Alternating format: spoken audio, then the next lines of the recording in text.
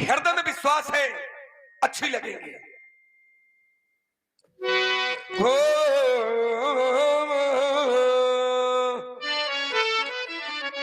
कहां से आए कैसे आए किसी को ये मालूम नहीं, कहां से आए कैसे आए किसी को ये मालूम नहीं।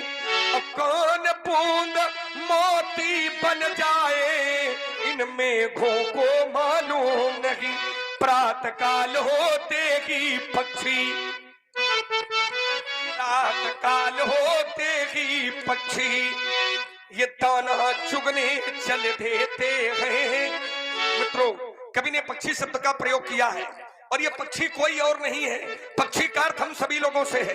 प्रातः काल होता है, हम सभी लोग अपने अपने घरों का त्याग कर देते हैं, परिश्रम करते हैं और उस परिश्रम के बदले में जो धन मिलता है उस धन से हम सभी लोग अपने अपने परिवार का उदर पोषण करते हैं। कवि ने कहा ये प्रातः काल होते ही पक्षी ये दाना चुगने चल देते हैं। छोड़ घोंसले में बच्चों को इस जीवन की नैया खेते हैं, लेकिन ये प्राण पखेरु कब उड़ जाए।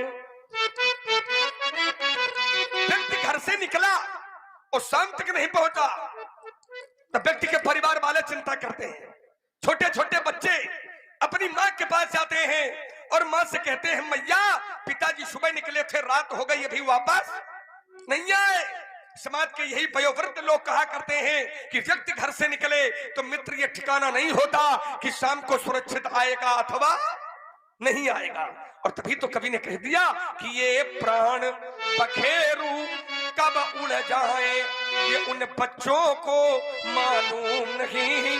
अब कौन बूंद मोती बन जाए इन मेघों को मालूम नहीं। मैंने देखा है चलते चलते श्रमित हो गया, फिर भी पथ की थाह नहीं। प्राणी पहुंचा उस मंजिल में जिसके आगे राह नहीं। कितने तारा है अंबर में ये दिनकर को मालूम नहीं।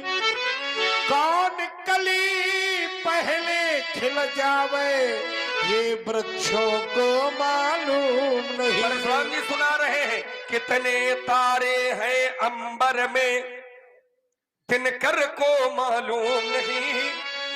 तो तारे अंबर में कितने हैं? दिनकर, दिनकर कहते हैं सूर्य को। तो सूर्य तो वैसे भी तारों की गिनती नहीं कर सकता है, क्योंकि जब सूर्योदय होता है तब तारे चले जाते हैं। अगर तारों की गिनती कोई करना चाहे एक बार तो चंद्रमा तो कर सकता है, लेकिन तारों की गिनती सूर्य तो बिल्कुल नहीं कर सकता है? लेकिन मैंने देखा है कि दो अनजाने राही, अनजाने अनजाने कहते हैं परिचित को और राही राही कहते हैं मार्ग में चलने वाले व्यक्ति को। कवि ने कहा एक नहीं है दो है। फिर दोनों ने पूछा अगर दो है तो दो में कौन कौन है?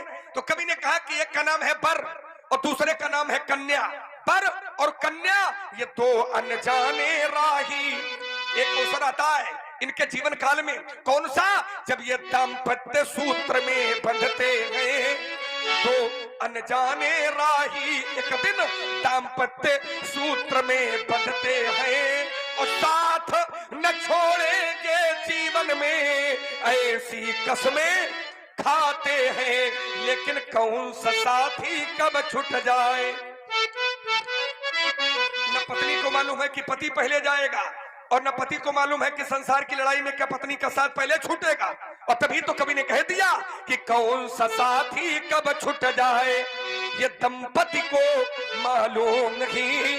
अब कौन बूंद मोती बन जाए इन मेघों को मालूम नहीं। ऋषि दधीच का दान विश्व में, दधीच का दान विश्व में अमृत का वरदान बन गया।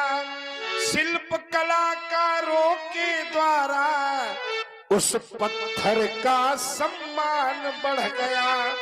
कौन शिला शंकर बन आवे, ये शिखरों को मालूम नहीं। कौन नदी गंगा बन आवे, ये सागर को मालूम नहीं। तभी तो मैंने एक बार